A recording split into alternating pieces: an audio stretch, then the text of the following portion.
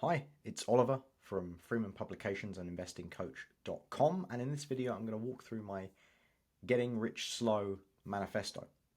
So why am I making this video? Well, really, there is this ongoing perpetuation of get rich quick schemes, business opportunity type programs, and there is a reason for that because whether you like it or not, the vast majority of people have an innate unspoken desire for overnight financial freedom, which leads to the constant promotion of these products because people wouldn't make them if others didn't buy them.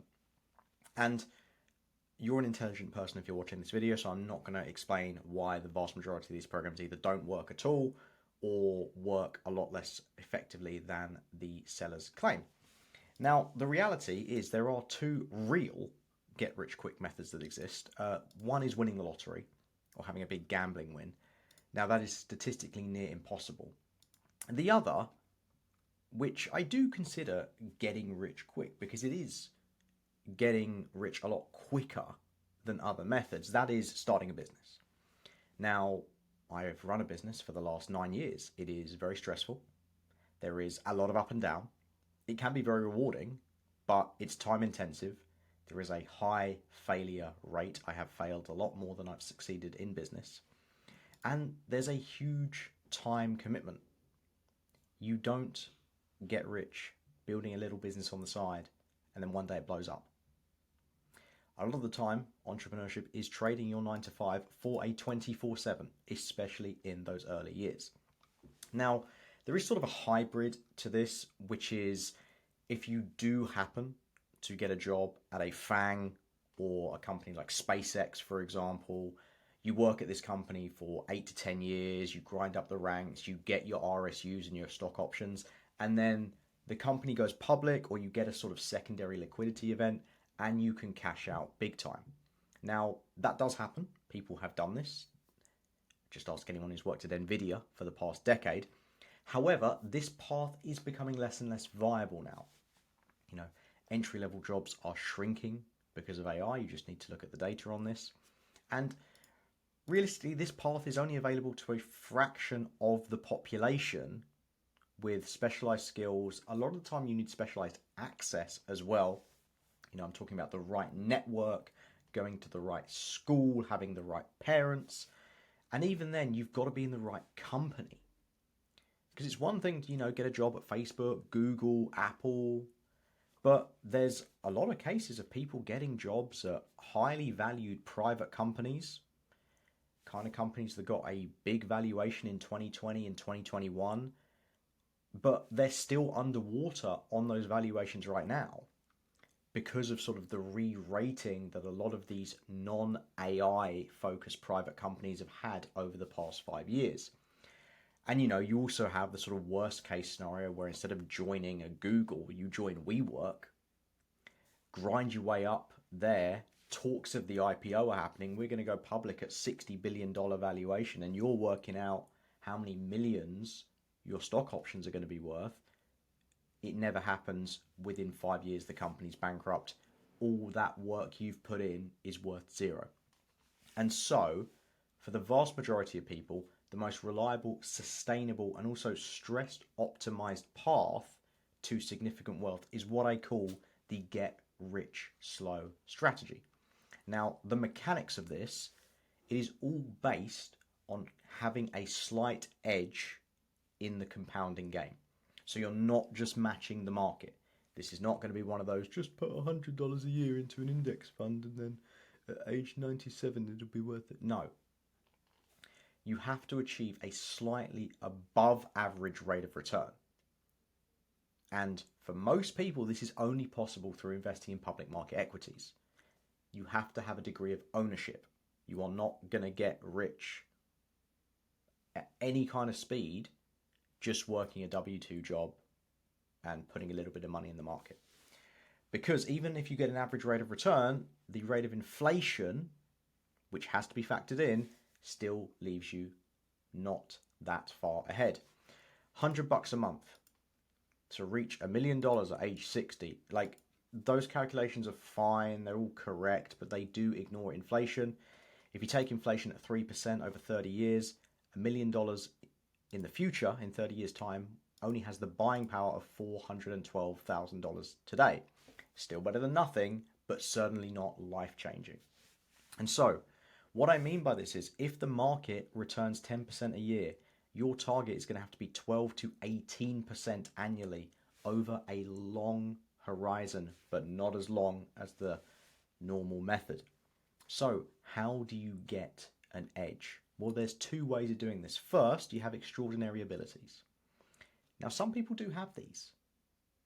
People like Warren Buffett, people like elite fund managers. I personally know retail investors who, just through a buy and hold approach, have compounded their own money at 18, 20% a year over a 20-year period. Not going to happen for the average person. You're also not going to compete with the Jim Simons, RIP, of the world, people developing these incredibly sophisticated trading algorithms, running them at an institutional level. If you're just day trading your own capital, trying to be faster on execution on your interactive broker's account, it is not happening for you. I'm sorry to say it's not happening. You can't day trade your way to riches. The second way, which is accessible to everyone, is if you can utilize a system with a built-in mathematical advantage that tilts the odds in your favor.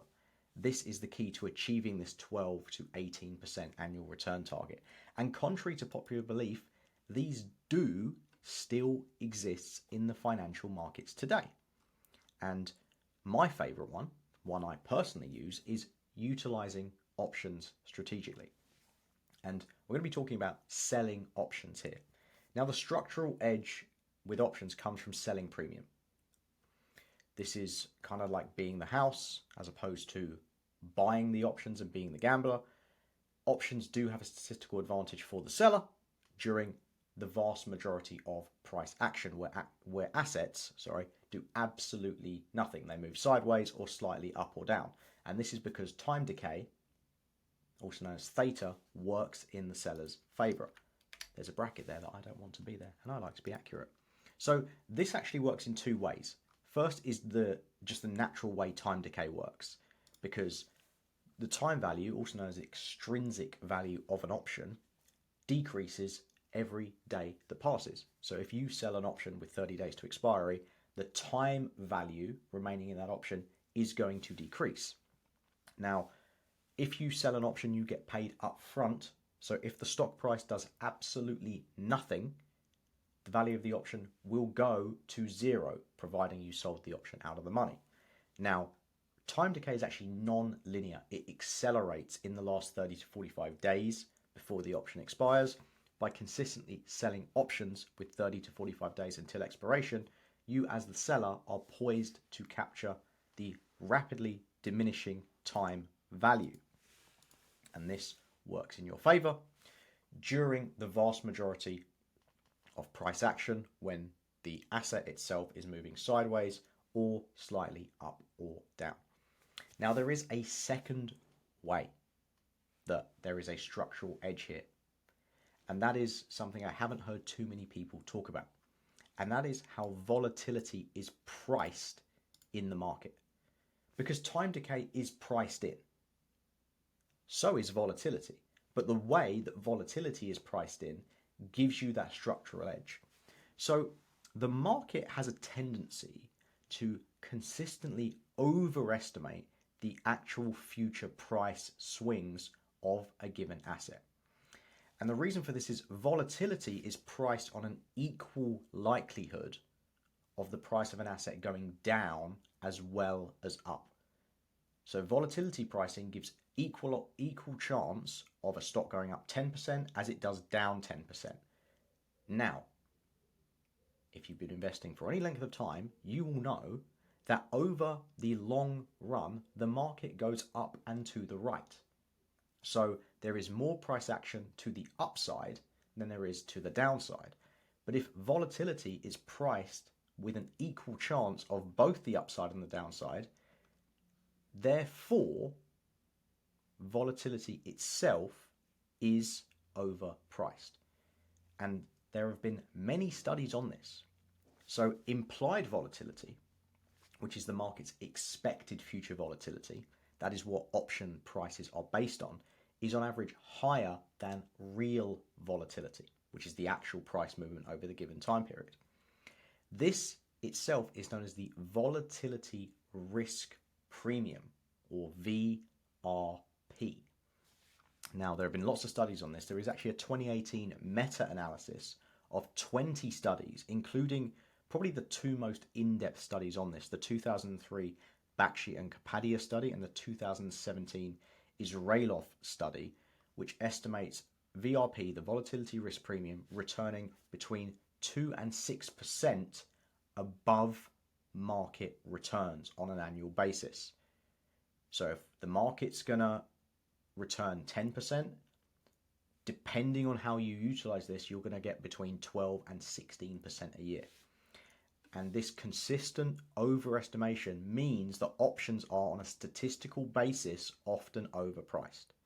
So when you sell an option, you are not just benefiting from the time decay, you're actually getting a better price than the real volatility of that asset demands. And this is your structural edge, where you, the seller, are the insurance company collecting the premium.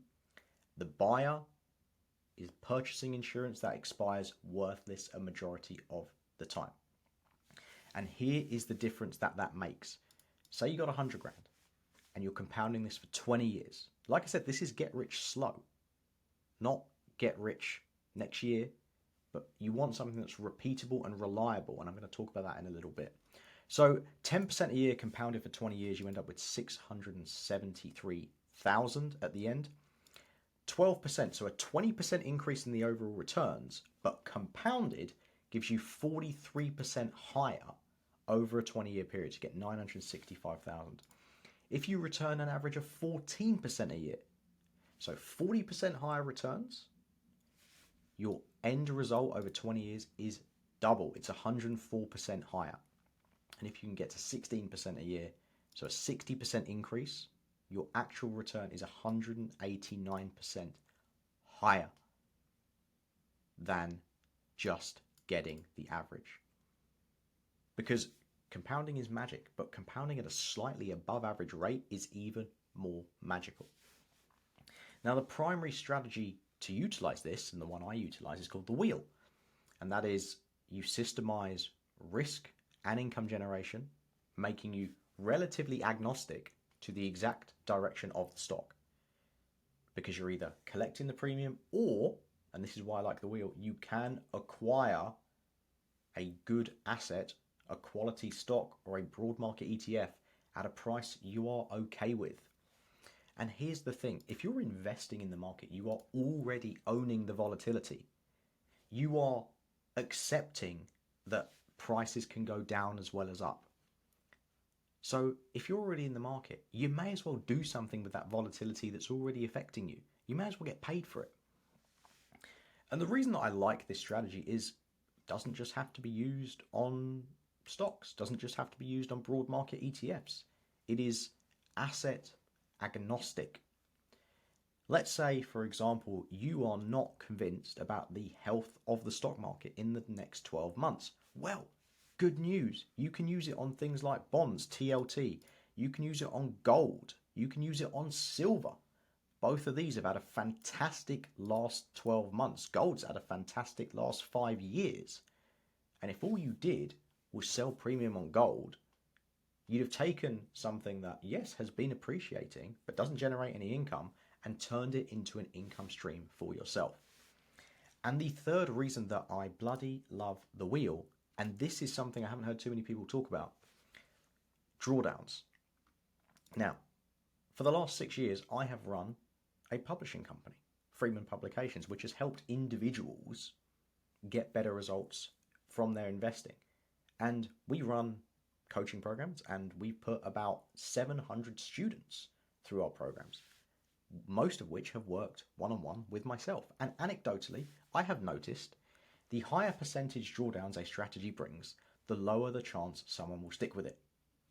Now, if I say to you, oh yeah, you can do 100% next year. Would you take that? You're going to say yes. But then I'll say, oh yeah, it's 100%, but you're going to have a 99% drawdown at some point in the year.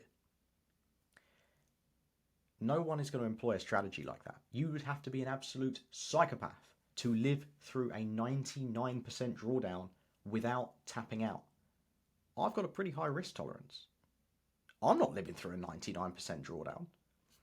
And, Daniel Kahneman, once again, RIP, Amos Tversky, found that for an average individual investor, they tend to be able to tolerate a max drawdown of between 25 and 30% in their portfolio before they tap out and before the panic selling kicks in. And this is why individual investors tend to not get very good results, because they cannot stomach the drawdowns. And this is where the wheel comes in. So we have data on this. The best and most in-depth data set on this is the CBOE put right index. So selling put options, which is one component of the wheel, they have been doing this since 1986 on this index. This has returned, once again, above market results. But the important caveat here is with half the drawdown. So for 2013 to 2023, the max drawdown with the put right index was 24%. The SPY, the max drawdown, was 30% during the same time period in 2020. Go back further, covering a few more market blow-ups. The SPY max drawdown between 1986 and 2024 was 55.19%. That was in 2008, the global financial crisis. The max drawdown for the put right index was 33%. So in these difficult periods, selling options is going to give you a lower drawdown than just buying and holding the index, which is another reason why people tend to stick with the strategy for a longer period of time than other strategies. And if you're going to get rich slow, you need to be able to stick with something. You're not going to be able to do anything chopping and changing every 6 months. Therefore, the average individual or retail investor, as they are called, I don't really like that term, but everyone uses it, so I will, has a higher chance of sticking with the wheel and making it work for them than other strategies. And the other reason is your gains can be withdrawn as income or reinvested into this compounding machine. Because that is the other thing. When you're thinking about retirement, which, that is the main reason most people invest, is when I no longer work, I want there to be something there that I can rely on and pay for my life. However, there's a problem, because for a lot of people, when they retire, and if they've just been putting money into an index fund for the last 10, 20, 30, 40 years, you've been exercising that addition muscle, that compounding muscle. And overnight now you've got to switch. You've got to switch to the withdrawal muscle. And that is very difficult. Because if you've been in accumulation mode for 30 years, psychologically you can't just switch overnight and be comfortable with it. And so you need a strategy where you can live off the income without touching your principal. And that is where something like the wheel, once again, comes in. Because you can use it to generate income without burning through your principal, without recalculating withdrawal rates every month. If you have an unexpected expense, you can cover it. And that is why it is a key component of getting rich slow. Now, there is another part of this that I haven't touched on, which is how do you preserve things? Once again, if you get 15% plus returns, that's great when times are good. If a bear market wipes out a significant portion of that, it's not very useful now, is it? And really the way most people hedge their portfolio is kind of awful. I hear about diversification. For example, people say, oh, well, I own the index, so I'm diversified. Not really. Especially when 35% of the index now is the top 7, 40% is the top 10. You're not really diversified. Or like, I own small caps, so I'm protected. No, have you ever lived through a drawdown? Small caps get decimated just as much as large caps do. Oh, I've got international stuff. Did you live through 2020? Did you live through 2008? The international stuff got decimated just as much. Ask me how I know. So the main defense mechanism that anyone can utilize is hedging using an index, which is you dedicate a small portion of your portfolio to buy put options on the index that is most correlated to your portfolio. Now, even if your portfolio is all individual stocks, it's likely going to be heavily correlated to a major index. For example, if you own a lot of tech names, you're likely going to have a 0.85 correlation to QQQ. You're likely going to have a 0.75 correlation to the SPY, because the SPY is now very tech heavy as well. We're not talking about the year 2000 when the top names in the SPY were your Exxons and your General Electrics. No, the top names in the SPY are now the top names in the QQQ as well. And put options, especially on an index, are cheap, leveraged insurance which can provide you a downside buffer against these big, broad market events. And one where you're not going to be required to sell anything.